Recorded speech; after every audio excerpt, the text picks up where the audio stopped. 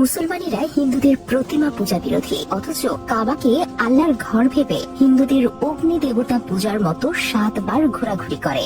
হজ করতে গেলে মাথা মুন্ডন করে ফেলে, যেমনটা হিন্দুরা তীর্থে গেলে করে। কেন আপনারা কাবার দিকে মুখ করে নামাজ আদায় করেন? কেন সেখানে কেন সেজদা করেন? কালো পাথরে চুমু খান? এসব কি হিন্দুদের মতো প্রতিমা পূজার ভিন্ন রূপ নয়? তাহলে এখানে হিন্দু আর মুসলমানদের ধর্মে পার্থক্য কোথায় থাকলো? একবার এক অনুষ্ঠানে এমনই কিছু প্রশ্ন জাকির নায়েকের দিকে ছুড়ে দেন এক হিন্দু মহিলা। তবে খুব স্বাভাবিক ভাবেই জটিল এই প্রশ্নগুলোর চমৎকার কিছু উত্তর দিয়ে দেন জনপ্রিয় এই ইসলামিক বক্তা, যে উত্তরে বিশ্বের লক্ষ কোটি মুসলমানদের হৃদয় ছুঁয়ে যায়। উত্তরে জাকির নায়েক বলেছিলেন, হজ হয়ে গেলে আমরা যে মাথা কামাই এটা বিনয় দেখানোর জন্য।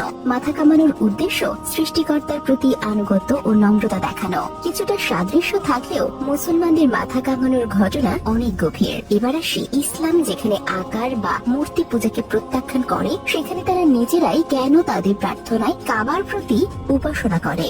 এই জবাবে ডক্টর জাকির নায়েক বলেন, কাবা মুসলমানদের কিবলা, যাকে মুসলমানরা তাদের প্রার্থনার দিক নির্দেশক হিসেবে গণ্য করে। এখানে লক্ষ্য করার বিষয় হলো, মুসলমানরা তাদের প্রার্থনায় কাবার দিকে মুখ করে বটে, কিন্তু তারা কাবা ঘরের উপাসনা করে না। উপাসনা করে সেই কাবা ঘরের মালিক মহান আল্লাহ তাআলার। এছাড়াও ইসলাম চূড়ান্ত ঐক্যকে উৎসাহিত করে।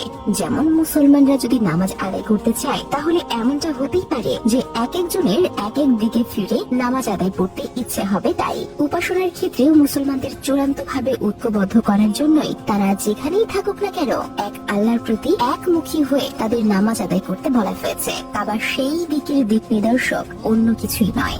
অনেকেই হয়তো জেনে থাকবেন, মুসলমানেরা প্রথম পৃথিবীর মানচিত্র এঁকেছিলেন। তাদের চিত্রে দক্ষিণ ছিল উপরে আর উত্তর ছিল নিচে। তখন কাবা ছিল কেন্দ্রবিন্দুতে। পরবর্তীতে পশ্চিমা মানচিত্রকাররা পৃথিবীর যে মানচিত্র আঁকলো, তাতে দেখা গেল উপর দিকটা নিচে আর নিচের দিকটা উপরে, অর্থাৎ উপর হলো উত্তর আর দক্ষিণ হলো নিচের দিকে। আলহামদুলিল্লাহ, এক্ষেত্রেও কাবাই মানচিত্রের কেন্দ্রবিন্দুতে থেকে গেল।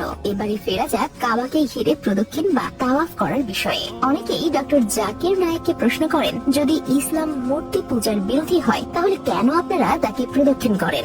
আপনারা কি কাবাকেই উপাসনা করেন? যদি না করে থাকেন, তাহলে কাবাকে কেন সেজদা করেন? হিন্দুরা যখন পূজা করে তখন তারা প্রদক্ষিণ করে। হিন্দু আর মুসলমানদের প্রদক্ষিণ করার বিষয়টি একই রকম দেখালেও এই দুইটা জিনিসের মধ্যে রয়েছে ব্যাপক ফারাক। কাবাকে ঘিরে তাওয়াফ করা আল্লাহর একত্বের নির্দেশক। মুসলমানরা কাবা জিয়ারতে মক্কায় গেলে তাওয়াফ করে, অর্থাৎ কাবা ঘরকে কেন্দ্র করে চারদিক প্রদক্ষিণ করে। কাজটি এক আল্লাহর প্রতি বিশ্বাস উপাসনার নিদর্শন।